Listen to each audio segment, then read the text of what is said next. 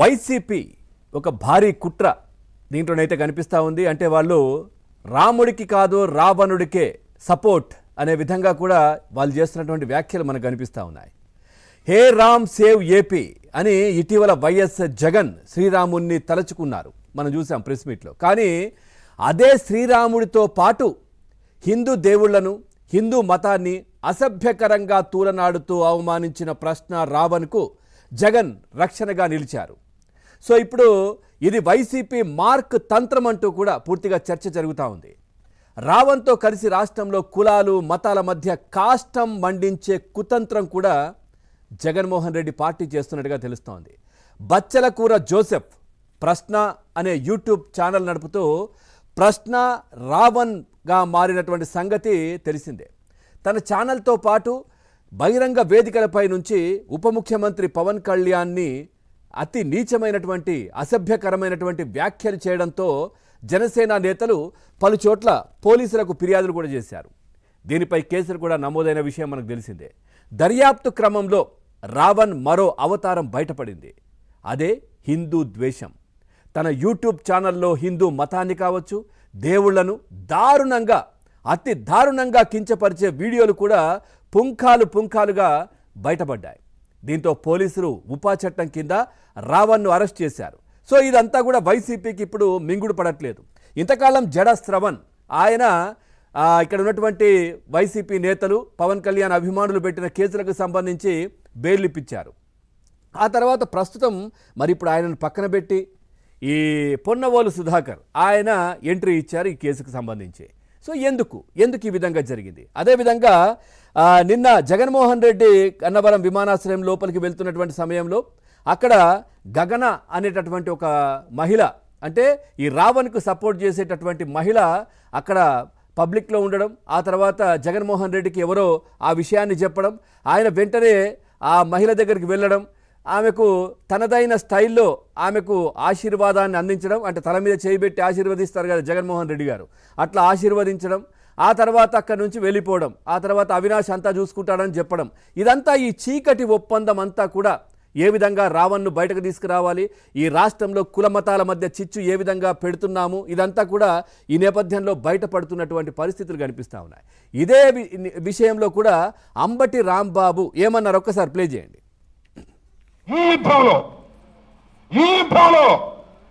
ఈ సమాజంలో ఈ ఆధునిక సమాజంలో రావణుడే గెలుస్తాడు, గెలిపిస్తాం అని ధైర్యంగా ముందుకు వెళ్ళవలసినటువంటి బాధ్యత మన మీద ఉందని మనం చేస్తున్నాం. ఈ యుద్ధంలో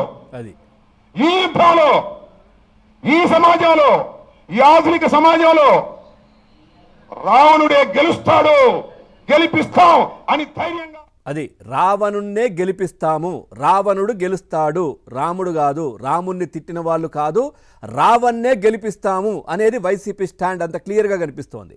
ఇన్నాళ్ళు రావణ్తో అంతర్గత బంధం నడుపుతున్నటువంటి వైసీపీ ఇప్పుడు నేరుగా తెరపైకి వచ్చేసింది. వైసీపీ నేతలు రావణ్ను సమర్థిస్తూ ప్రకటనలు చేస్తున్నటువంటి పరిస్థితి. ఇక నేరుగా జగన్ లాయర్ల టీం కూడా దీనికి సంబంధించి రంగంలోకి దిగినటువంటి పరిస్థితి. ఎవరు పున్నవోలు సుధాకర్ కావచ్చు, ఇట్లా చాలామంది. గన్నవరం కోర్టులో రావణ్ తరపున వైసీపీ ఇంటి లాయర్ పొన్నవోలు సుధాకర్ రెడ్డి వక్తల పూర్తిగా వకాల్తా కూడా తీసుకున్నటువంటి పరిస్థితి కనిపించింది. జోసెఫ్ సన్నిహితురాలికి జగన్ భరోసా ఇచ్చారు. ఆ వీడియో కూడా మనం చూసాం. ప్రశ్నతో పాటు గళం అనే మరో యూట్యూబ్ ఛానల్ కూడా ఉంది, అది ఆవిడ నడుపుతూ ఉంది. సో ఆమెకు కూడా జగన్మోహన్ రెడ్డి భరోసా ఇస్తూ ఉన్నారు. రావణ్ను బయటకు తీసుకొస్తాం ఖచ్చితంగా అనే విధంగా భరోసా ఇస్తున్నటువంటి పరిస్థితులు.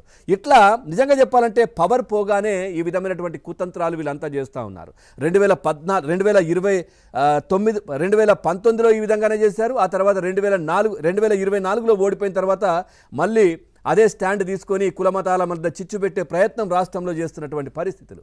నిన్న ఈ మీటింగ్, ఈ రౌండ్ టేబుల్ సమావేశంలో కూడా వీళ్ళు మాట్లాడేది ఏంటంటే, సో పవన్ కళ్యాణ్ మాట్లాడితే ఈ విధంగా ఉపా చట్టం పెట్టారంటున్నారు. ఉపా చట్టం పెట్టింది పవన్ కళ్యాణ్ దూషించినందుకు, ఆయనేమో అన్నందుకు కాదు.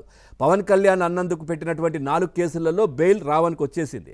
సో ఇప్పుడు ఉపా చట్టం పెట్టింది ఏంటంటే, సో ఇక్కడైనా కొంతమంది మిలిటెంట్లు వాళ్లకు సంబంధించి మద్దతు ఇస్తున్నటువంటి నేపథ్యం, అదేవిధంగా ఇక్కడ యువతను సో ఆయన వీడియోల ద్వారా నక్సల్ వైపు ప్రభావితం చేస్తున్నారనే ఉద్దేశం ఇంకోవైపు, అదేవిధంగా ఇష్టానుసారంగా దేవుళ్లను దేవతలను దూషిస్తూ సమాజంలో ఒక అలజడి సృష్టించే ప్రయత్నం చేస్తున్నారు. ఈ నేపథ్యంలో పెట్టినటువంటి కేసు ఉపా చట్టం. పవన్ కళ్యాణ్ గురించి పెట్టిన చట్టం ఉపా చట్టం కాదు, ఈయన పైన పెట్టింది.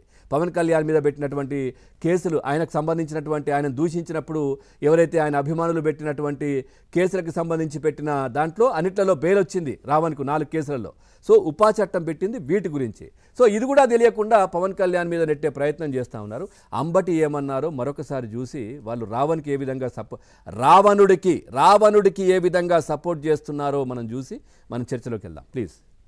ఈ యుద్ధంలో ఈ సమాజంలో, ఈ ఆధునిక సమాజంలో రావణుడే గెలుస్తాడు, గెలిపిస్తాం అని ధైర్యంగా ముందుకు వెళ్ళవలసినటువంటి బాధ్యత ఈ యుద్ధంలో, ఈ సమాజంలో, ఈ ఆధునిక సమాజంలో రావణుడే గెలుస్తాడు, గెలిపిస్తాం అని.